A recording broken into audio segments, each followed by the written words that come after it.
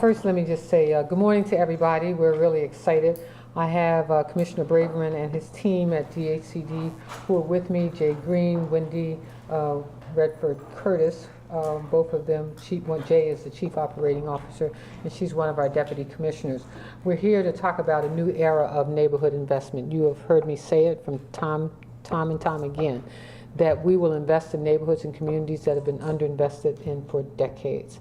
And we want to focus on how we rebuild neighborhoods and communities that have been underinvested in. You know, we've also created a neighborhood investment fund, $55 million of that investment fund just for Baltimore City. I understand we'll probably yield maybe more like $57 million, but $5 million in investment from DHCD will provide capital and operating funds just for community-driven revitalization efforts. The Baltimore Green Works Network Plan is also a part of this effort. What I want you all to know today is that we've got RFPs that we're issuing. This is an opportunity to revitalize neighborhoods throughout the city of Baltimore.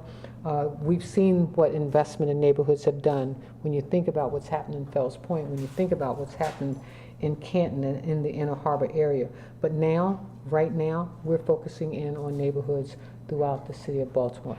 When I think about the fact that as a senator we were able to bring back $1 billion to build new schools in the city, we will build more new schools in Baltimore City than the entire state of Maryland, 28 new schools to be exact. And what we're doing is looking at those schools, for example, as assets that we build off of. I think about what you've done already on Pimlico Road with the Pimlico Elementary School, and the houses directly across the street all were boarded up. And because of the work that we've done, we're able to offer them to the community for housing opportunities. People will get to own homes with mortgages of $600 a month, where they're paying $900 a month now in rent. We're marketing to the people who have children in those schools to create opportunities for them, again, to become homeowners in our city.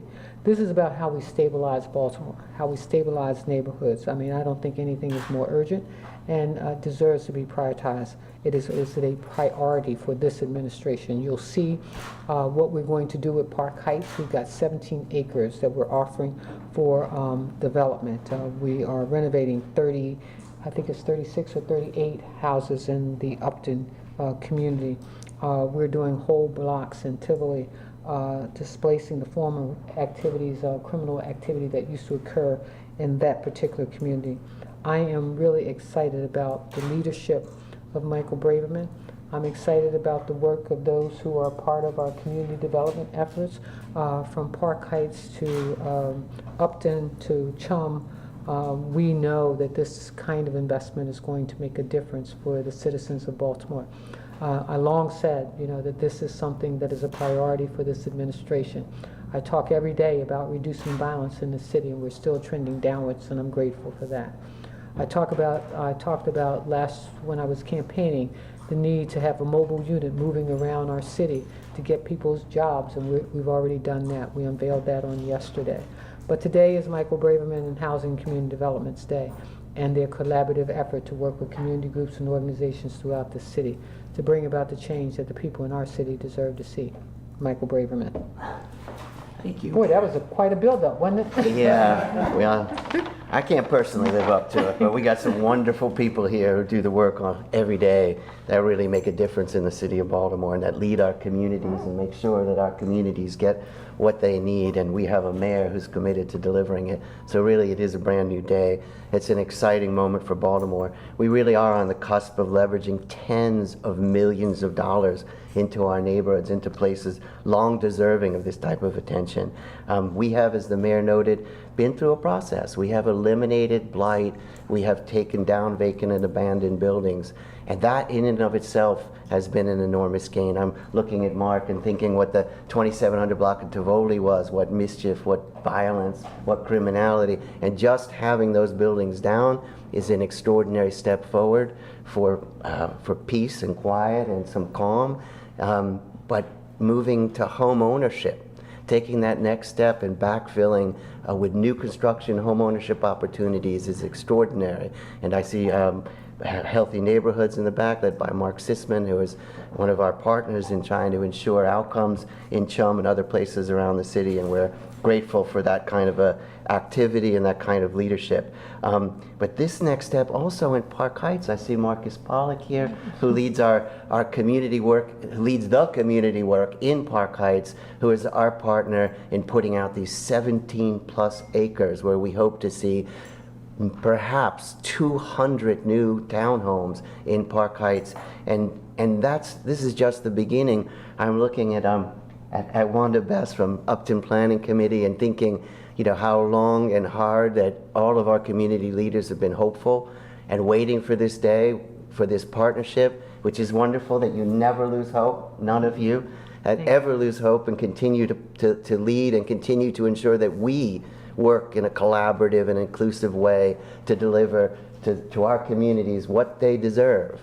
And in the case of Upton, we're talking about 2 extraordinary blighted blocks that have been some unfinished business on the edge of Heritage Crossing, and Mayor Pugh is here to finish that business out, and the city has got some creative capital tools to ensure that the 800 blocks of Edmondson and Harlem get rehabilitated. And we have state partners, Mayor, we're very fortunate, yes, that are helping us invest in our distressed communities all across the city. And so, long time coming to you, and also I'll give a shout out to Janet Allen, who is not here, of Heritage Crossing, who also has been working with us to ensure that this day comes sooner than later. Mayor Pugh, you separated the agencies, yes, so that we could focus on this kind of activity. And it requires focus, and it requires that leadership focused only on reinvesting in our communities. And you have brought the tools that will allow us to succeed. So this RFP that you're rolling out today is just one of the tools, the new resources that you're bringing. If neighborhoods are underinvested, we need to reinvest. We need sources of capital. So the mayor's already spoken about her Neighborhood Impact Investment Fund, her $50 million source of her tool to leverage investment into neighborhoods. And she's talked already about her Community Catalyst grants, which is her tool to support our community leaders and to support their projects through capital and operating. And these are all new approaches to community development, and I'm very excited to be working to try and implement your vision. So I want to thank you, Mayor. I want to thank Wanda and Mark and Marcus. But last and not least, I want to thank Wendy Redfern. So Wendy, we can't thank you enough for you and your entire team. Come on, raise your hand. Our entire team here that did all of this work. It seems like, 17 acres in Park Heights. Mayor will just put that out, but Mayor needs to rely on Wendy and her team to manage the relocations in a sensitive way, in a way that meets the needs of our residents so that they benefit from this process of leveraging investment into Park Heights and assembling that land and assembling the countless ground rents. And I know that the lawyers on your team will pull their hairs out of their heads to ensure that we can deliver a developable parcel. So thank you, Wendy, for your leadership and for your working with our community leaders who have so much confidence in you as we do, for all the work that you've done. And there will be a pre-bid conference that Wendy and her team will lead on July 25th, and the proposals will be due September 25th. It's a new day, Mayor. Thank you so much. October 9th. Good thing Wendy's here. Okay. Thank you so much, Mayor. We're really looking forward to our new day. And I know they would not let us have it any other way, Mayor. So. Madam Mayor, I just want to thank you. Mark Washington, I said Montebello. I just want to thank you, your administration, Commissioner Braverman, Wendy, and their team for seeing the potential in our community where others perhaps maybe did not. And that takes vision. And knowing that we have a leader with that type of vision warms my heart and gives me hope for the future. Thank you. Now let me add that I have been in Baltimore for more years than I'd like to admit. But one of the things that I will say is that I have seen more energy, more hope, and more community involvement in the work that needs to be done under this present mayor than I have in my entire life. So she really does need to be recognized for the work that she continues to do for us, the vision that she has for the future, and the hope that she's provided so many in our community who may have lost it. Thank you very much. I'd like to also thank the mayor for the support that she's given the Upton community, which is a historical African-American community. I've lived there 30 years, and I'm finally seeing things realized. She has supported the Main Street program on Pennsylvania Avenue. She has supported the new design and branding of Pennsylvania Avenue.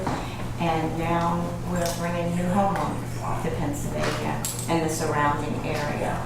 She supported our outreach to Holland Park, Sandtown, and North Andrew Heights. So I just want to thank you.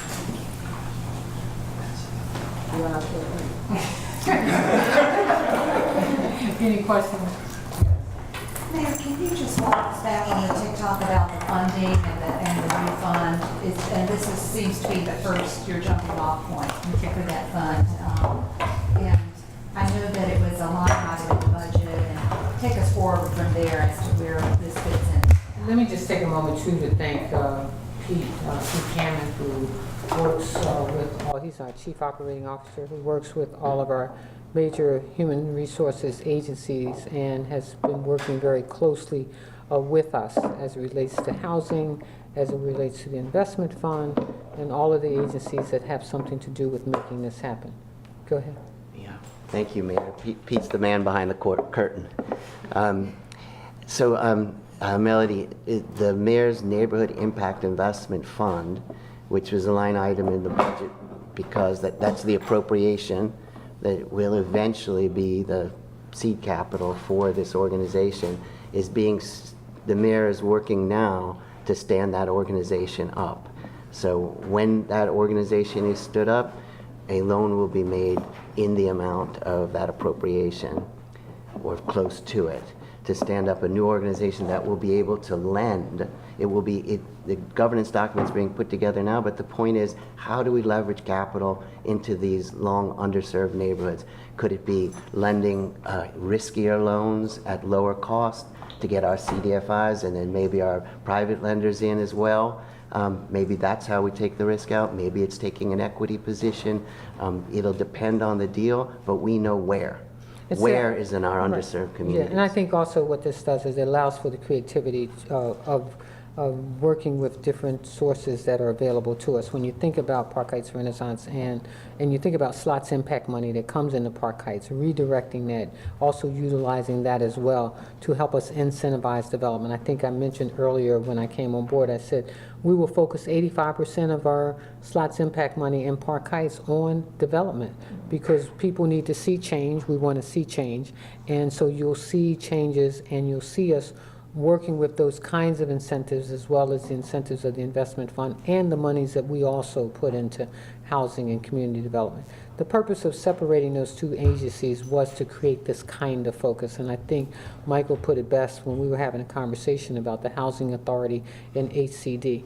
The Housing Authority is a tiger of its own and deserves its focus, on how do we make sure that we're taking care of those who really do need to be taken care of, and at the same time provide them with the kind of housing that is not just affordable, but it's livable. And so this allows us to look into our neighborhoods and our communities where we're not just developer driven, but we're helping to drive development in our communities. That's what this helps us to do.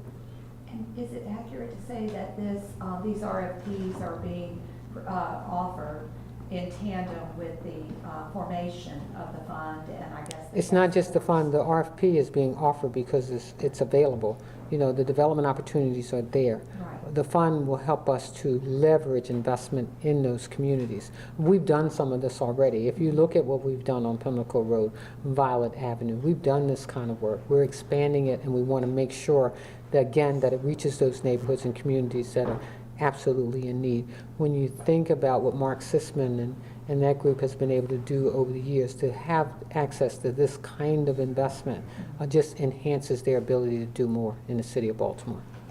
How were these sites particularly selected to be issued as RFPs, was there any kind of market analysis done on the individual properties to gauge commercial interest in redeveloping these sites? Well, first of all, the mandate of this administration was to focus on underserved neighborhoods. And I think most developers would tell you that it's easier to paint on a blank canvas than it is to paint over top of a canvas. And when you have so many board-up houses in neighborhoods and communities, it makes it difficult to really do the kind of development that is very much needed in those neighborhoods. So when you ride up and down Park Heights, you'll see the 17 acres of land that's already been cleared. When you go into Upton, you'll see what we're doing in terms of having cleared the land to make it available and to make it more attractive to developers. So I think what we've done is created and enhanced the canvas for development so that we drive development into those neighborhoods and communities. I've not obviously read the RFPs, yes. Is there language in there that's indicating what kind of development? Are we looking for market rate, or looking for affordable, or any kind of language that would guide that development? We're looking at affordable and market rate. But every project, you know, that has any degree of city funding in it has affordable housing as a priority as well. Mayor, is there a timeline? I know that the date, of course, that the RFPs are due, but after that, is there any timeline as to when something may begin, development may begin? So we would be looking to, if the. Wendy Walker. Sorry. The RFPs are due to us by October 9th. We would be making an award by the first of the year, the first or second month of the year. And then we would be working directly from there to get the LDAs, the contracts with the developers. So I would say the early part of 2019 is when we're looking to really get started. So the RFP has language that we're looking for a product to be complete by 2020. Okay, thank you, everybody. Thank you, Mayor. Thank you.